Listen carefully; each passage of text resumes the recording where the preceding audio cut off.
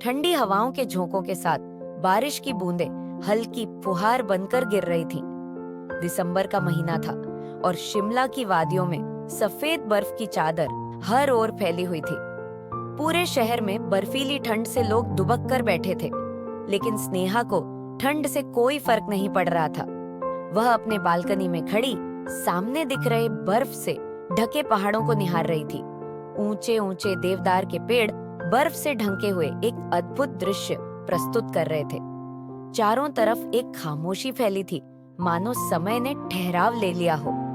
Balcony से सटे कमरे में उसके बगल में रखी एक पुरानी डायरी खुली पड़ी थी और एक खाली कप कॉफी टेबल पर ठंडा हो चुका था। स्नेहा ने एक गहरी सांस ली और वापस कमरे में चली आई। वह अक्सर शिमला आती थी, अपने पुराने दिनों को याद करने और उस एक एहसास को फिर से जीने के लिए जो उसकी जिंदगी से कहीं खो गया था। डायरी के पन्ने पलटते हुए उसकी नजर उस पर लिखे शब्दों पर पड़ी।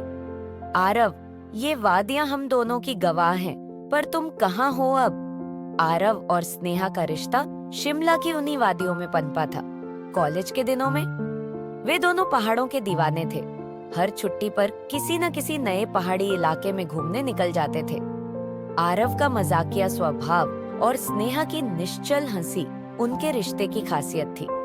लेकिन एक दुर्घटना ने सब कुछ बदल दिया। 3 साल पहले एक एक्सीडेंट में आरव को खो देने के बाद स्नेहा पूरी तरह से टूट गई थी। शिमला की यह यात्रा भी उसे बस इसलिए सुकून देती थी क्योंकि ये जगह आरव की यादों से भरी हुई थी। उसने अपनी डायरी बंद की, जैकेट पहनी और बाहर निकल गई। मौसम और ठंड की परवाह किए बिना वह बर्फ से ढकी सड़कों पर चलने लगी। कदमों के नीचे बर्फ की सरसराहट और ठंडी हवाओं का सामना करते हुए वह उस पुराने कैफे की ओर बढ़ गई जहां वह और आरव अक्सर आते थे। कैफे में दाखिल होते ही गर्मी की एक लहर उसके शरीर में समा गई।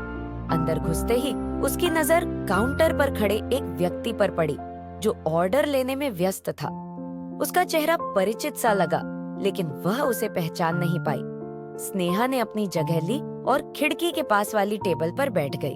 कुछ देर बाद वही व्यक्ति उसकी ओर आया और मुस्कुराते हुए बोला, आपकी कॉफी मैम। स्नेहा ने ऊपर देखा और अचानक उसे एहसास हुआ कि यह वही था, आदित्य, कॉलेज का पुराना दोस्त जिसे वह पिछले कई सालों से भूली हुई थी। आदित्य, तुम यहाँ कैसे? स्नेहा ने हैरानी से पूछा। हाँ मैं, तुम्हें देखकर अच्छा लगा। काफी वक्त हो गया ना? आदित्य ने हंसते हुए कहा, मैं यहाँ कुछ समय से रह रहा हूँ, एक ट्रैवल कंपनी शुरू की है। वैसे तुम यहाँ कैसे? स्नेहा ने संक्षेप में जवाब दिया, बस यूं ही। वह आरव का जिक्र करने से बचना चाहती थी, लेकिन आदित्य ने उसकी आंखों में एक गहरी उदासी को महसूस कर लिया था। आदित्य जानता था कि स्नेहा और आरव के बीच कुछ खास था। वह उनकी दोस्ती के दिनों का गवाह था और अब इतने समय बाद स्नेहा को इस हालत में देखकर वह कुछ पल के लिए चुप हो गया। फिर उसने स्नेहा की ओर देखते हुए कहा, क्या तुम जानती हो स्नेहा, जिंदगी हर पल बदलती रहती है। जो खो गया है उसे हमेशा याद रखना जरूरी नहीं है, लेकिन आगे बढ़ना बहुत जरूरी है। स्नेहा ने एक लंबी सांस ली। वह जानती थी कि आदित्य सही कह रहा है, लेकिन दिल अब भी अतीत की जंजीरों से बंधा हुआ था। कैफे के बाहर बर्फ और भी तेजी से गिरने लगी थी। आदित्य ने मुस्कुराते हुए कहा, चलो इस बर्फबारी का मजा लेते हैं। कैफे में बैठे बैठे क्या करेंगे? स्नेहा ने हिचकिचाते हुए हाँ कह दी। दोनों बाहर निकल आए और बर्फीली वादियों में धीरे धीरे चलते रहे। आदित्य उसे पुराने दिनों की बातें सुनाने लगा और धीरे धीरे स्नेहा का मन हल्का होने लगा।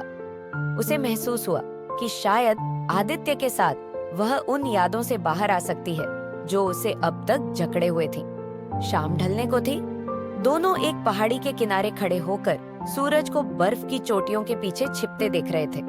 आदित्य ने स्नेहा का हाथ हल्के से थाम लिया और कहा, शायद जिंदगी हमें दूसरा मौका देने आई है स्नेहा, क्या हम इसे यूं ही जाने देंगे? स्नेहा ने पहली बार आदित्य की आंखों में देखा और महसूस किया कि उसे किसी सहारे की जरूरत थी। हो सकता है कि जिंदगी उसे वाकई एक नया रास्ता दिखाने आई हो। उसने आदित्य का हाथ थामते हुए धीरे से कहा, शायद हम साथ चल सकते हैं। बर्फ के उस सफेद सन्नाटे में दोनों एक नई शुरुआत की ओर बढ़ रहे थे।